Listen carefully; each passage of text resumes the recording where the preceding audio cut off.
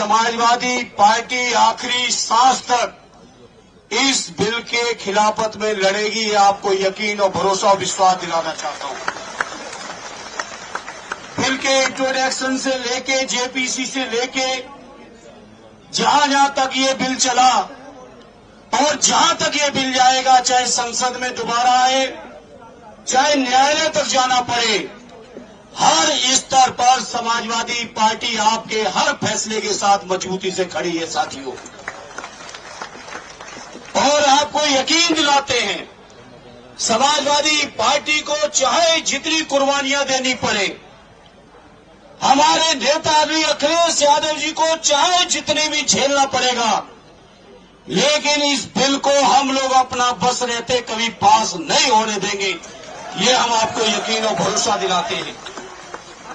आप सबकी दुआओं से और आप सबकी मेहनत से समाजवादी पार्टी आज इस हैसियत में है, आपकी कृपा से, आपकी दुआओं से,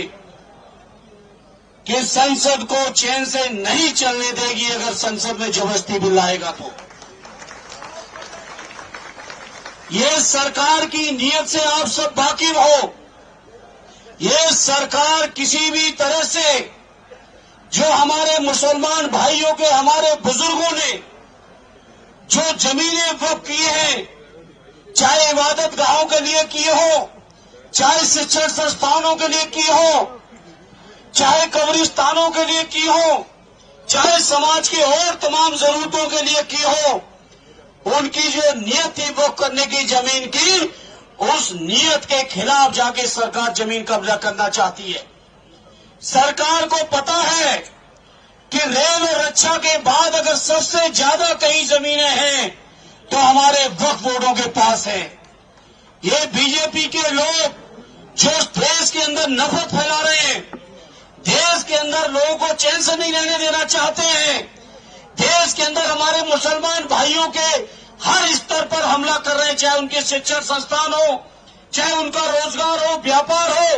अब तो हद हो गई, जब उनके द्वारा वक्फ की हुई जमीनों पर भी इनकी नियत है। तो मैं आदरणीय अखिलेश यादव जी की ओर से, समाजवादियों की ओर से आप सबको यकीन दिलाता हूं, हर स्तर का संघर्ष करेंगे, इस बिल को वापस करा के छोड़ेंगे, ये मैं आप सभी को यकीन और विश्वास दिलाना चाहता हूं। मैं आज के इस मौके पर मैं सलूट करता हूं देश की आवाम को। हमारे उत्तर प्रदेश की जो सरकार थी, देश की जो सरकार थी,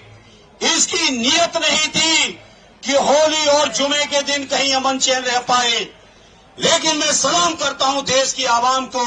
कि लोगों ने जो भाईचारा, जो मोहब्बत, जो आपस में एकता प्यार दिखाया है, उससे सरकार की नियत को पूरी तरह से धता बताते हुए ये साबित कर दिया, जिस तरह से हमारे बुजुर्गों ने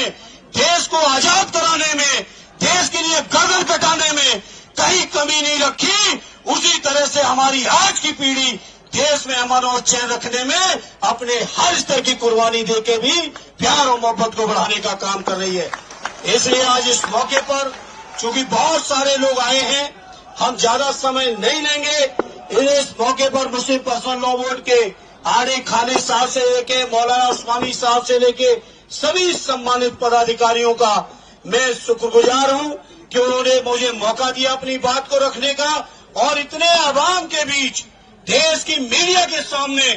एक बार फिर आदरणीय अखिलेश यादव जी की ओर से आपको यकीन दिलाते हुए, चाहे जितनी कुर्बानी देनी पड़ेगी, चाहे जितना संघर्ष करना पड़ेगा, चाहे जितनी लड़ाई लड़नी पड़ेगी, लेकिन उसको लड़ते हुए हम अपने मुसलमान भाइयों की वक्फ की जमीनों को सरकार के हवाले नहीं होने देंगे। ये आपको यकीन, विश्वास और भरोसा दिलाते हुए एक बार फिर सबका शुक्रिया अदा करते हुए अपनी बात को विराम देता हूं। जय हिंद, जय भारत, जय समाजवाद।